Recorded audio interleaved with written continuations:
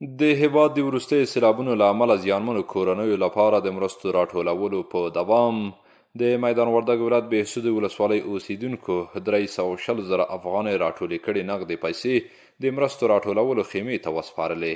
له یادې ولسوالۍ راغلي کسان د سیلاب ځپلو کورنیو غم خپل ګڼي او له نورو هم غواړي چې د زیانمنو کورنیو سره مرسته وکړي.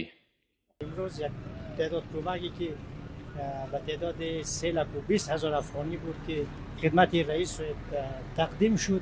انشالله که مردم بهسود از درد و رنج هر نقطه بهسود که باعث درد و رنج و بهسود و درد و رنج احساس میکنه. جمع‌آوری کردیم برای سیل‌زده های ولایت بغلان بوده.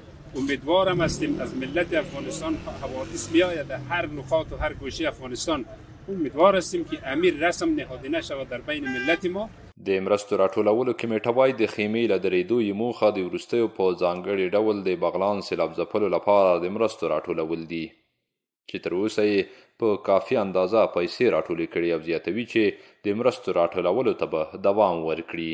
څنګه چې په وروستیو کې د هېواد په شمالي ولایتونو خصوصا بغلان کې سیلابونو زموږ ستاسو په سلګونه هېوادوالو ژوند واخیسته او په زرګونه بې کوره کړه. نو میدان وردګ ولایت کې د والي صاحب په مشرۍ باندې یو ګډ کمیسیون وټاکل شو تر څو دغې هېوادوالو دپاره مرسته راټوله کړي، چنده وکړي. نو د میدان وردګ ټولو ولسونو باندې غږ شوی و او ټولو ولسونو همکاري کړې ده چې نن ورځ د مرکز بهسودو ولسوالۍ څخه قومي مشرانو، متنفذینو، مخلصو، علماو، سپینګیرو شاوخوا 320,000 افغانۍ نغدي مرسته راوړي.